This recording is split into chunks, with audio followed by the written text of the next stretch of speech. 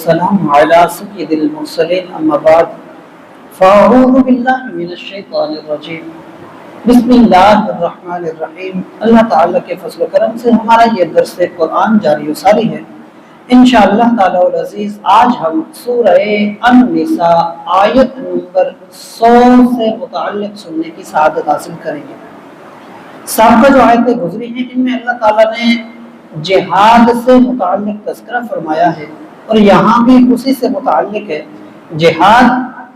جہاد جب فرض ہوا اس کے ساتھ ساتھ اس سے پہلے ہجرت کے معاملات بھی تھے کہ پہلے ایک وقت تھا کہ دشمن کفار پریشان کرتے تھے، ظلم و ستم کرتے تھے، صبر کا حکم تھا، صحابہ نے صبر کیا۔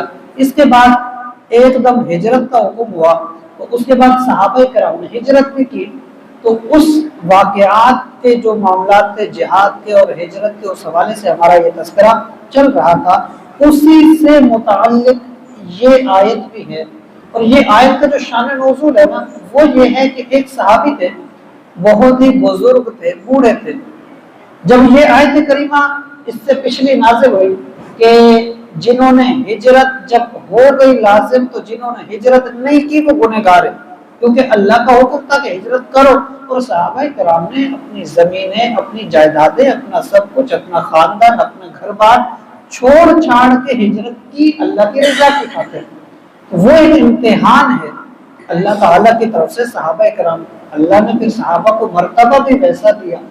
تو جب حکم ہوا تو اس وقت یہ چیز آئی نا کہ جو اللہ کی رضا کی خاطر اللہ کے حکم پر عمل نہیں کر رہے اور وہ ہجرت نہیں کر رہے وہ گنہگار ہیں۔ تو اس وقت جب یہ صحابی رسول ان کو پتہ چلا، بہت زیادہ بوڑھے تھے، تو کہنے لگے کہ میں بوڑھا تو ہوں لیکن میں دولت مند ہوں۔ تو اس کا مطلب یہ ہے کہ میں اس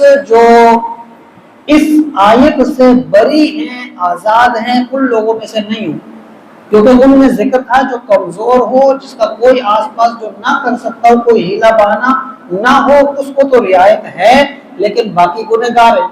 تو اس نے کہا کہ میں بوڑھا تو ہوں لیکن دولت تو ہے میرے پاس، تو میں کر تو سکتا ہوں، اب اگر میں نہیں کرتا تو مطلب کہ میں گنہگار ہو جاؤں گا۔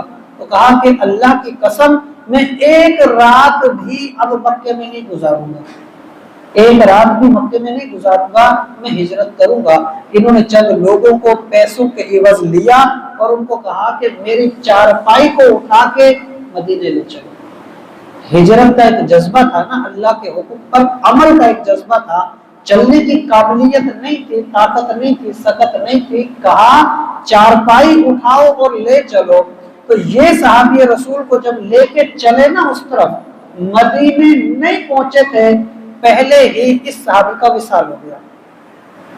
اب جب اس صحابی کا وصال ہوا، انداز اپنے اپنے، اب جب مدینے والوں کو پتہ چلا، وہاں کئی صحابہ پہلے پہنچ بھی چکے تھے، تو صحابہ نے کہا کہ ہجرت کی بڑی فضیلت بیان کی گئی ہے قرآن میں، اگر یہ صحابی مدینے پہنچ جاتا تو یہ بڑا فضیلت والا ہو جاتا کہ وہ اجر، وہ ثواب جو اللہ نے ہجرت والوں کے لیے بتایا ہے اس کو بھی مل جاتا، لیکن کیونکہ یہ مدینے پہنچ نہیں سکا، اس کا مطلب کہ کوشش کر کے بھی یہ محروم رہ گیا یا یہ پیچھے رہ گیا، راستے میں وصال جو ہو گیا، پہنچا نہیں۔